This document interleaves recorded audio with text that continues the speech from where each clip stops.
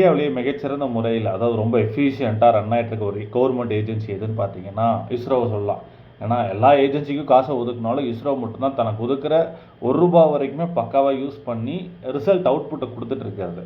ஓகேங்களா, நம்ம சொல்லலாம் 1008 இங்கே அடுத்த வேலை சோத்துக்கே வழி இல்லை. ஆனால் ராக்கெட் விட்றானாமா, சேட்டலைட் விட்றானாமான்னு சொல்லி நம்ம பேசலாம். பட் ஆனால் அவங்களுக்கு அலோகேட் பண்ணுற காசெல்லாம் பக்காவாக எஃபிஷியண்ட்டாக ரன் பண்ணுறாங்கங்கிறதா உண்மை. அப்படி அவங்க ஒரு விஷயத்த பண்ணாங்க. என்னென்னா டஸ்ட் எக்ஸ்பெரிமெண்ட் டிடெக்டர்னு சொல்லிட்டு போன வருஷம் ஜனவரி மாதம் 2025 ஒரு அனுப்பிச்சிருக்காங்க ஆர்பிட்டில்.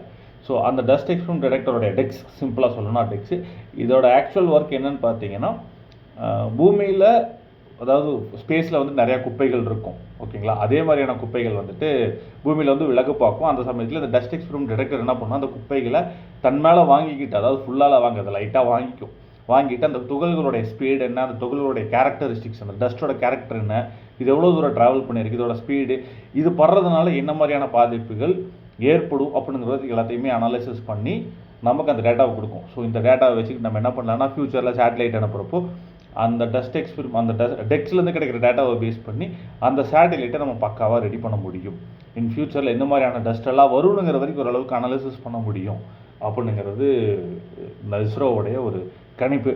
ஸோ அதோடைய ஆக்சுவலாக இது என்னென்னா, கிட்டத்தட்ட ஒரு 17 நிமிஷத்துக்கு ஒருக்கா, அதாவது கிட்டத்தட்ட 1000 செகண்ட்ஸுக்கு ஒருக்கா குப்பைகள் படுதுன்னு சொல்லி கண்டுபிடிச்சிருக்காங்க இப்போதைக்கு.